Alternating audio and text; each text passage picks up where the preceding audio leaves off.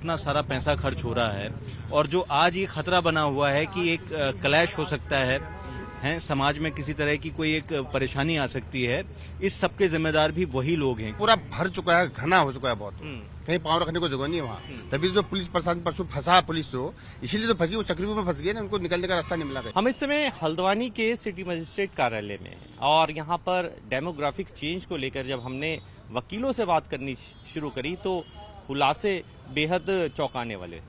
आइए जानते हैं जो यहाँ के पुराने बाशिंदे लोग हैं और पुराने वकील हैं, उनके लोगों का क्या कहना है डेमोग्राफिक चेंज को लेकर।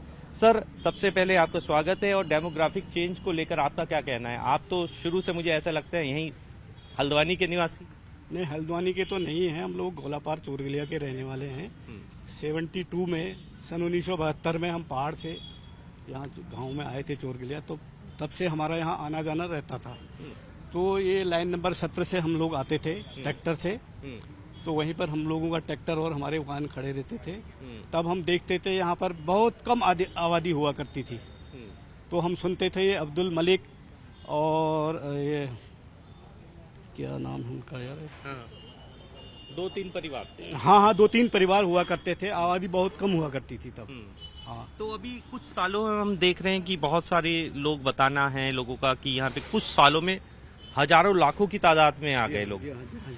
ये देखते देखते हम लोगों के देखते देखते यहाँ कई लोग, कुछ लोग तो मजदूरी करने के लिए आए और वो आपस में फिर यहाँ पर बैठ गए। उन्होंने अपना फिर अन्य लोगों को भी यहाँ बुलाया गया। कुछ इनको हटाने की जब बात आई तो यहाँ कुछ राजनीतिक दलों ने और प्रशासन और इन लोगों ने इनकी अपनी तरफ से इन्होंने कोई कार्रवाई नहीं की। तो ऐसे बढ़ते बढ़ते बढ़ते इनकी आज यहाँ की आबादी करीबन 1 लाख से ऊपर पहुँच गई है। हाँ सर, रोहिंगा, नेपाली तमाम चीजें सुनने में आ रही हैं अब जैसे जैसे मामले खुलते जा रहे हैं, क्या कहना है इस पे आपका? यही है, सही बात है, सभी लोग यहाँ बस गए हैं जिसकी कोई उनकी पहचान नहीं है। यहाँ पर कोई न उनको पूछने वाला है कौन कहाँ से आया है, कैसे आया है, क्यों आया है, कोई पूछने वाला नहीं है। जो जहाँ पर है वहीं पर बस जा रहा है और अपने परिवारों को भी बुला ले रहा है। इसी वजह से इस यहाँ की डेमोग्राफी काफी चेंज हो गई है हल्द्वानी की, बनफूलपुर क्षेत्र की, विशेषकर बनफूलपुर क्षेत्र। क्या कहें कि एक विशेष जाति समूह के बारे में? नहीं, जाति समूह के बारे में तो क्या हमें कुछ नहीं कहना है, लेकिन फिर भी वहाँ पर आबादी इन लोगों की काफी बढ़ गई है। जो बाहर से इधर उधर से आ गए हैं, इन लोगों की भी काफी बढ़ गई है। ठीक, यही कहना। देखिए, कुछ वरिष्ठ वकील हमारे साथ यहाँ पे हैं।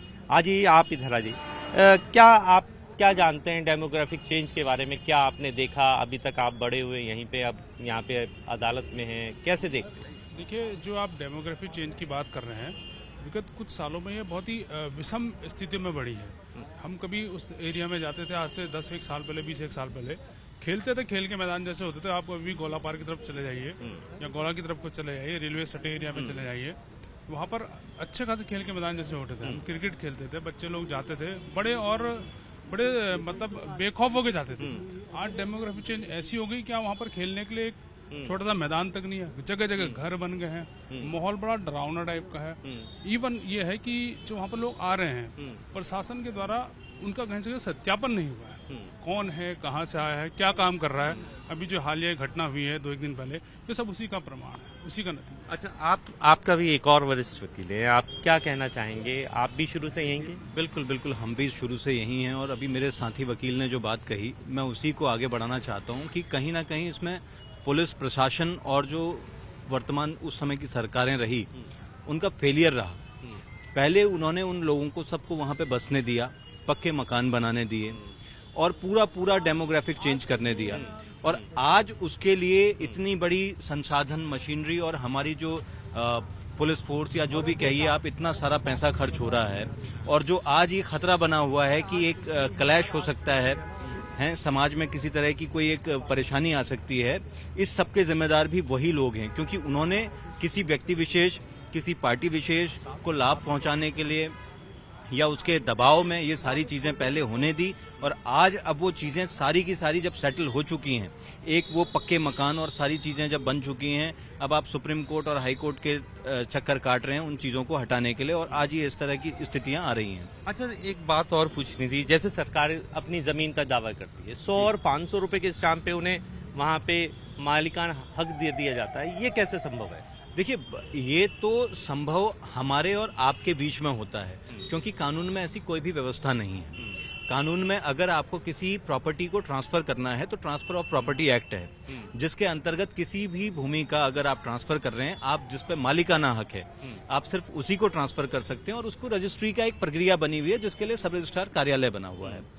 और जो 10 रुपए के या 500 रुपए के या 1000 रुपए के स्टैम्प पे जिस तरह से प्रॉपर्टी को ट्रांसफर किया जाता है, वो आपके और हमारे बीच में है। जैसे मैं आपको कोई प्रॉपर्टी दे देता हूं और आप उसको एक्सेप्ट कर लेते हैं, ये ओरल है, इसमें गवर्नमेंट की कहीं से कहीं कोई एक्सेप्टेंस नहीं होती है ये। लेकिन हाँ, ये बात सच है कि इस तरह के जो स्टैम्प्स हैं और इस तरह से जो प्रॉपर्टी पे लेन देन चलता है, प्रॉपर्टी पे कब्जे ट्रांसफर होते हैं, उसको भी गवर्नमेंट ने मॉनिटर करना चाहिए। क्योंकि होता क्या है कि आप तो करोड़ों रुपए में कोई चीज बेच करके मुझे चले गए, और जब टूटने वाला है आपने चालाकी से मुझे बेच दिया और फंस मैं गया लास्ट में।